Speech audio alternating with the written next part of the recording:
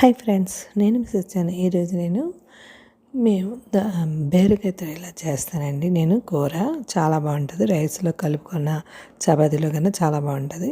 ముందుగా మనం పప్పులు వేయించుకోవాలండి. శనగపప్పు 2 కప్పులు అయితే 1 కప్పు మినపప్పు, అందులో టేస్ట్కి తగ్గ మీకు కారం, మిరపకాయలు వేసుకొని వేయించుకోండి.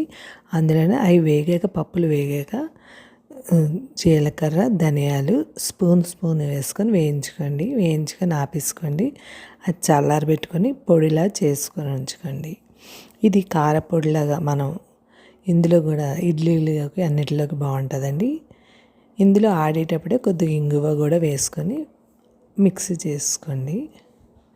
కొద్దిగా ఉప్పు, కళ్ళుప్పు అండి, ఒకసారి మనం వేయించుకొని వేసుకోవాలి. ఇందులోని రాళ్ళు ఉప్పు వేయించుకొని వేసుకుంటే మనకి తడి రాదు.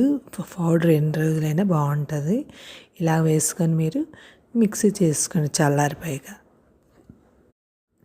ఇందులో కొద్దిగా ఇంగువ వేసుకొని గ్రైండ్ చేసుకొని పొడి పక్కన పెట్టుకోండి.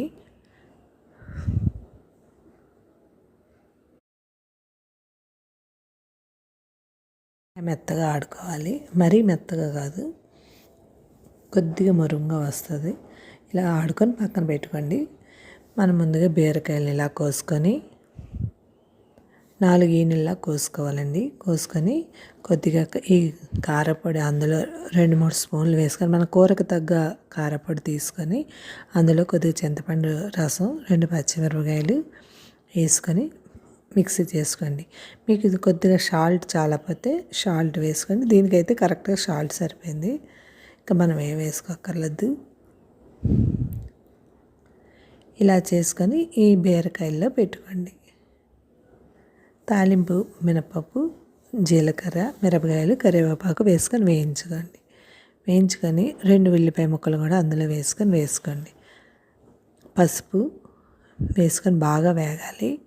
ఈ లోపల మనం బీరకాయల్లో ఇలా పెట్టేసుకొని మనం చూసారా, అలా ముద్ద మధ్యలో పెట్టుకొని స్టఫింగ్ పెట్టుకొని అందులో పెనంలో వేసుకొని టేస్ట్కి తగ్గ ఉప్పు కూడా వేసుకోండి. ఎందుకంటే బీరకాయకి పట్టాలి కదండి. కొద్దిగా నీళ్లు కూడా వేసుకోండి. అంటే ఫ్రెష్ బీరకాయలు అయితే బాగుంటాయండి. నిలవ ఉంటే మాత్రం కొద్దిగా నీళ్ళు ఇలా పడతాయి. అప్పటికప్పుడు తెచ్చుకొని చెట్టుకాయ అయితే ఇంకా బాగుంటుందండి. అది బేగా ఉడికిపోతుంది కాబట్టి కొద్దిగా ముదిరిన అవి కాబట్టి కొద్దిగా నీళ్లు వేసుకోవాలి. అందులో అవి వేసుకునేటప్పుడు ప్లేట్లో నీళ్లు వేసుకోవాలి. మనం మధ్యలో కలుపుతూ ఉండండి. తీసుకొని మళ్ళీ కలుపుతూ ఉండాలి. ఈ కూర అయ్యేసరికి నీళ్లు కూడా ఇంకిపోతాయండి. పైన ప్లేట్లో నీళ్లు కూడా ఇంకిపోతాయి. చూసారా, ఇలా మెత్తగా ఉడికిపోయాక ఆపేసుకోండి. అంతేనండి, ఎంతో టేస్టీ అయిన బీరకాయ కూర చాలా బాగుంటుంది. మీరు రైస్లోకి చాలా బాగుంటుందండి, చపాతీలోకి బాగుంటుంది. Thank you, bye.